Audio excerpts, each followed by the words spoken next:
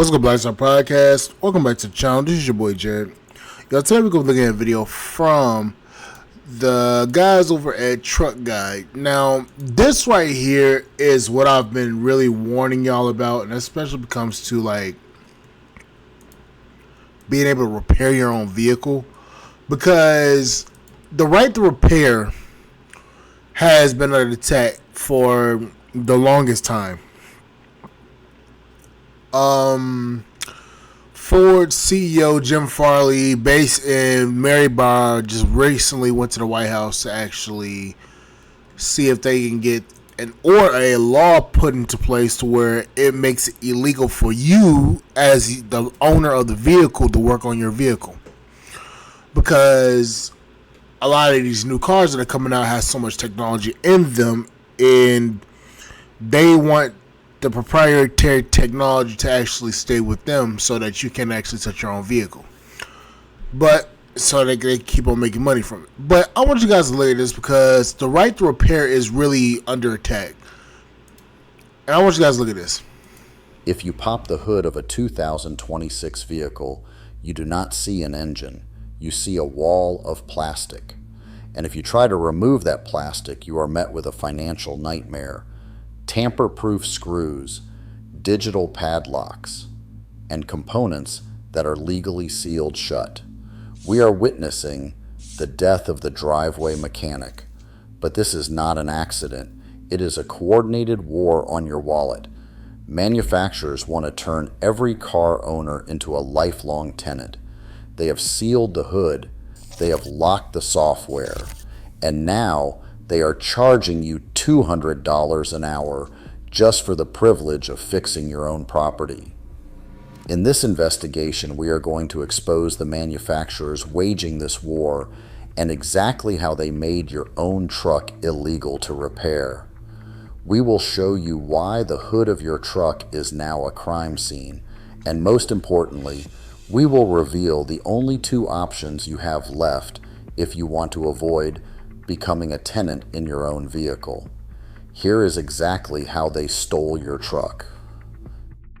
In the old days, if a window switch broke, you went to a junkyard, paid $5, and plugged in a new one.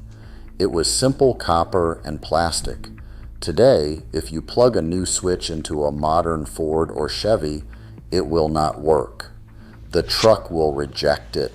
Why? Because the manufacturers have put a digital serial number inside the switch. When you install the part, the main computer scans it. If that number does not match the factory list, the computer locks the system. The part is perfectly fine. The mechanics are fine, but the computer refuses to let it work. To unlock it, you have to tow the truck to the dealership. You have to pay them 1 hour of labor just to plug in a laptop and tell the truck that the new switch is allowed to exist. They have digitized the wrench and they kept the password for themselves. This is not about safety. It is about killing the used parts market and forcing you to buy new, overpriced components directly from the dealer. But before they locked the software, they locked the hardware. Manufacturers call it value engineering. We call it a blockade. On a modern truck, simple maintenance has become a geometric impossibility. Take the headlight bulb. On a 1990 Silverado, it took 30 seconds and a screwdriver.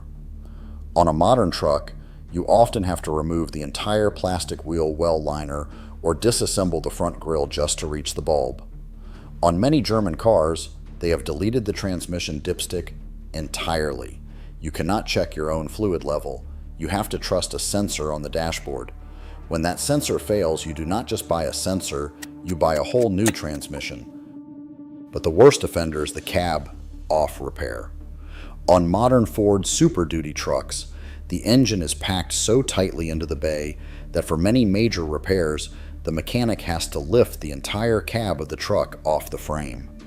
What used to be a Saturday afternoon job in the driveway is now a $4,000 labor bill. Why? You cannot change a gasket without a $10,000 commercial vehicle lift. They claim this is for aerodynamics and packaging. That is a lie. They want you to look at that cramped plastic-covered engine bay, feel overwhelmed, and hand over your credit card. You might think, at least I can still change my own battery. Think again. On many modern vehicles, including BMW and Ford, the car has a battery management system. If you buy a battery at an auto parts store and install it yourself, the car will not recognize it. The alternator will treat the new battery like the old, dying battery.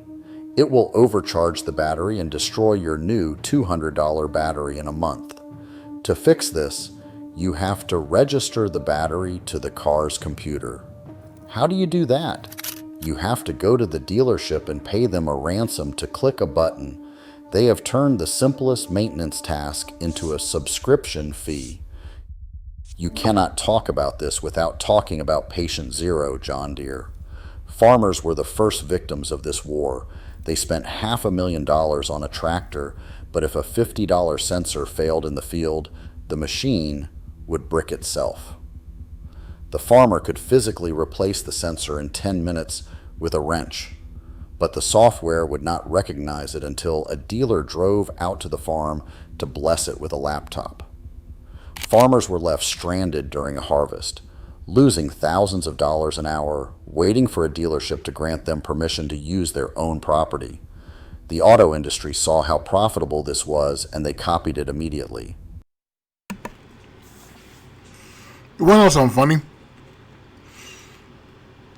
John Deere did that shit, and I noticed that a lot of John Deere tractors started showing up back at the dealership, and a lot of farmers started choosing Massey Ferguson's machines.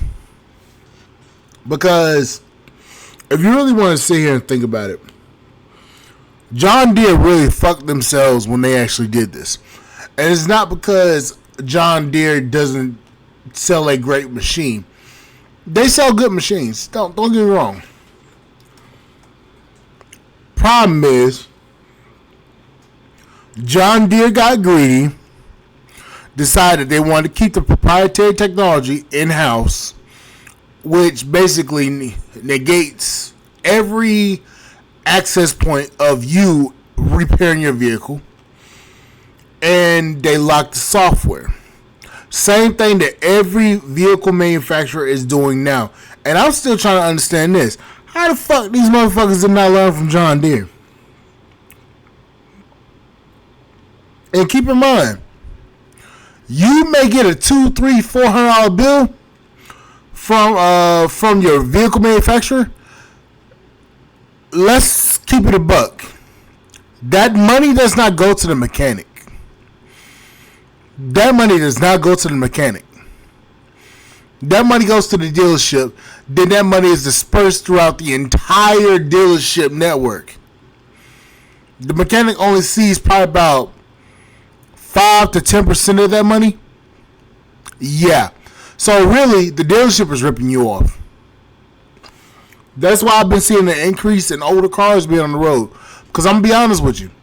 Like I said last time, I've seen Ford Galaxies, I've seen Ford Mustangs, I've seen old Cadillacs, old damn, what's the car? Old LTDs, I've seen old Caprices, I've seen a lot of shit. Now your truck goes into limp mode, not because it is broken, but because a sensor reading is slightly out of range, and the manufacturer wants you to visit the service center. The goal is not just repair revenue, it is extortion. Manufacturers have realized they do not make enough money selling you the car once. They want to sell it to you every month. One example, BMW tried to charge customers $18 a month to use the heated seats that were already installed in the car. Toyota tried to charge a subscription for the remote start function on the key fob. Think about the arrogance of that. You bought the seat, you own the heating element, you own the key fob, but they put a digital toll booth between you and your property.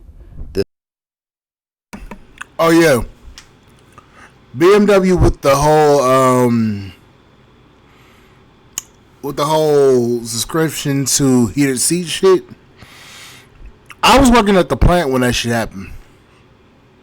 And I told them, I said at the plant, I said, that shit ain't gonna work.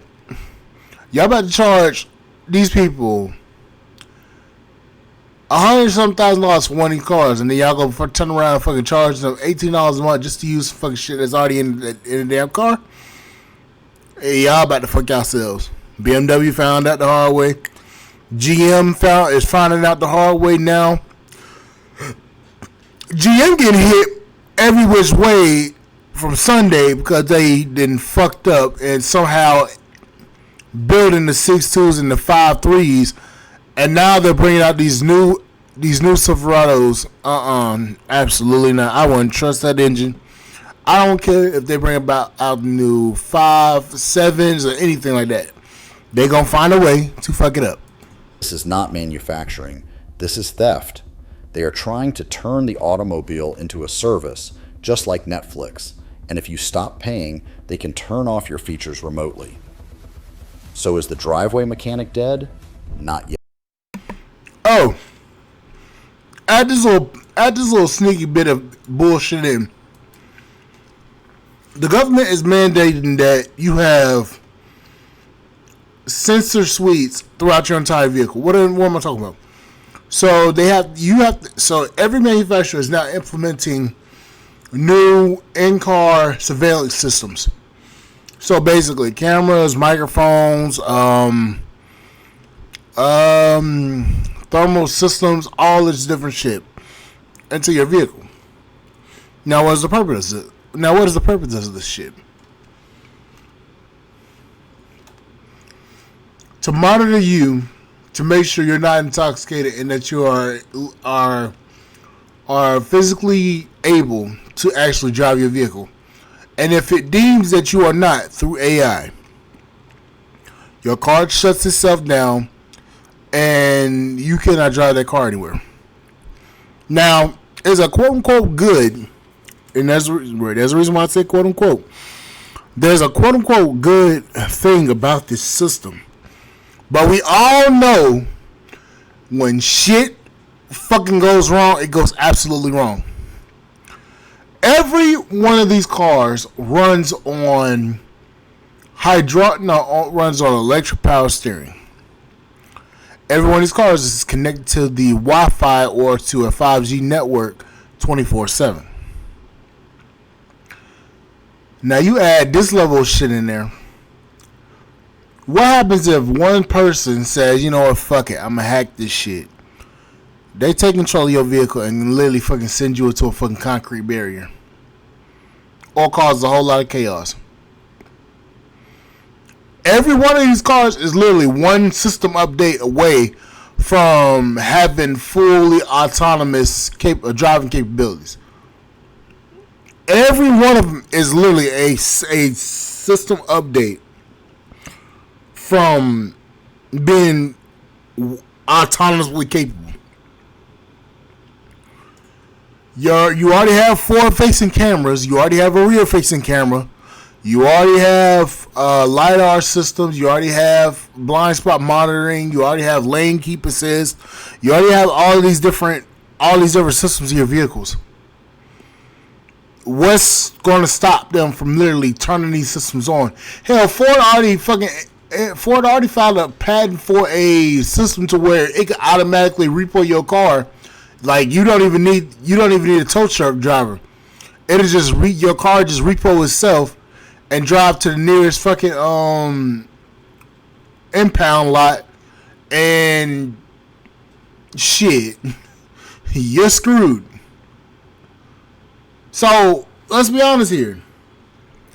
What's stopping these people from literally implementing all this shit? Nothing. Anyways, like, share, subscribe, channel, support the podcast. Is to come. I will catch you guys on the flip side. And guys for listening. Bye, guys.